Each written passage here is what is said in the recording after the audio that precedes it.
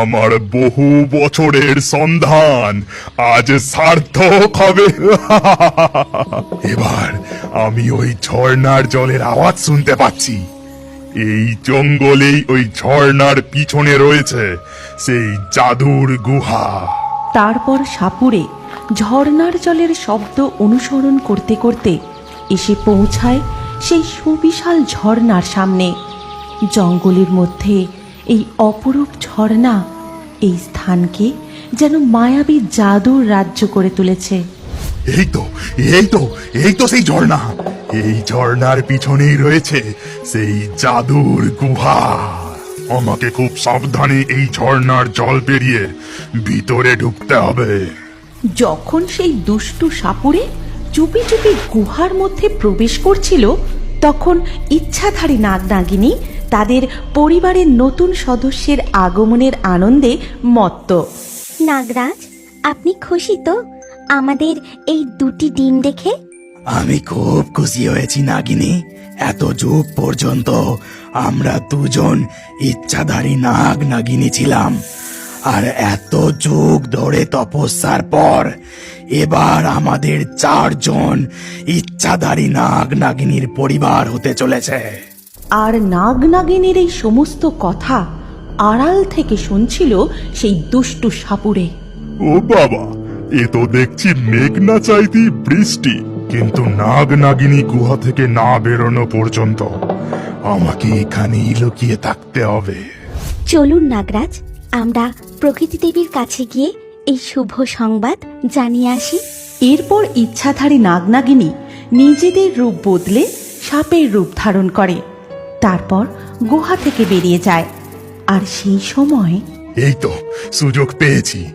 এসেছিলাম মণি চুরি করতে, পেয়ে গেলাম ইচ্ছাধারী নাগ নাগিনীর দুটো ডিম।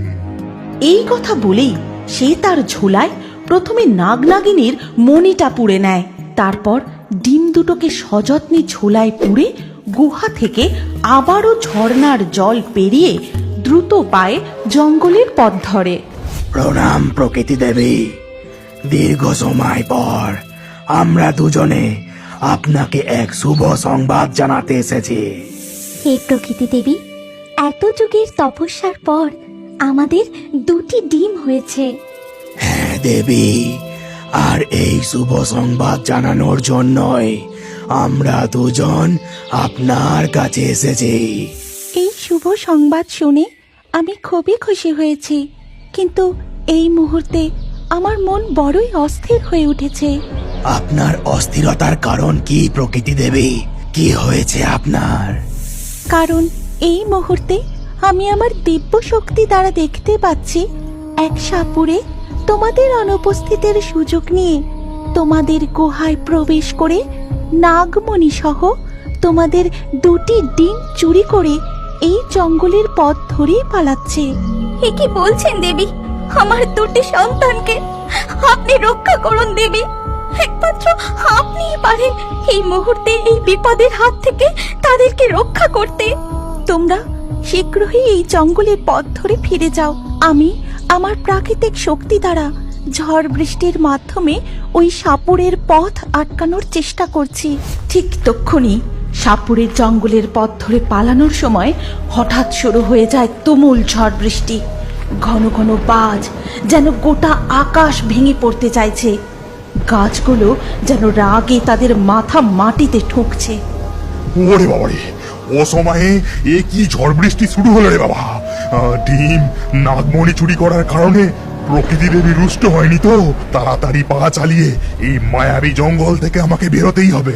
এই কথা বলে সাপুড়ে জোরে দৌড়তে শুরু করে, আর দৌড়তে দৌড়তে পা পিছলে সে পড়ে যায়। আর পড়ে যেতেই তার ব্যাগ থেকে সেই মণি এবং দুটো ডিম ছিটকে পড়ে যায়।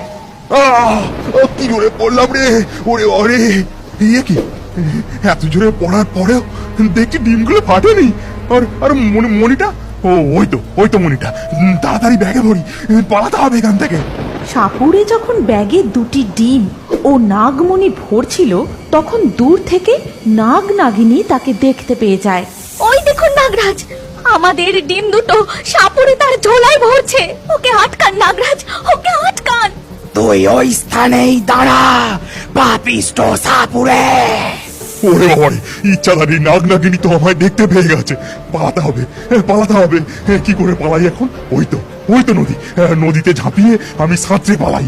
এই কথা বলেই সাপুরে দৌড়ে গিয়ে নদীতে ঝাঁপ দেয় ও সাঁতরে পালাতে থাকে। এদিকে তখন আপনি কিছু করুন নাগরাজ, ওই সাপুরে যে আমার ডিম দুটো চুরি করে নিয়ে যাচ্ছে। আপনি কিছু করুন, কিছু করুন। ওই সাপুরে আমাদের মণিও চুরি করে নিয়ে গেছে।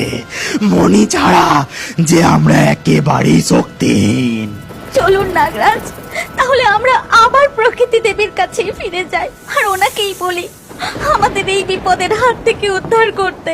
এদিকে তখন সাপুরে নদী পথে বেশ খানিকক্ষণ সাঁতার কাটার পর ওই তো একটা নদীর ঘাট দেখা যাচ্ছে। আমি এখন জঙ্গল পেরিয়ে নদী পথ ধরে নিরাপদ স্থানে এসে গেছি। এখানে আমার আর কোনো ভয় নেই। আমি ওই ঘাটেই গিয়ে উঠি। তারপর সাপুরে নদী থেকে উঠে ঘাটের পাড়ে দাঁড়িয়ে বলে, ওহ, আমি এ যাত্রায় খুব বাঁচান বেঁচে গেছি। এখন এই নদীর ঘাট থেকে সোজা আমাকে বাড়ি পৌঁছতে হবে। ওদিকে তখন ইচ্ছাধারী নাগ নাগিনী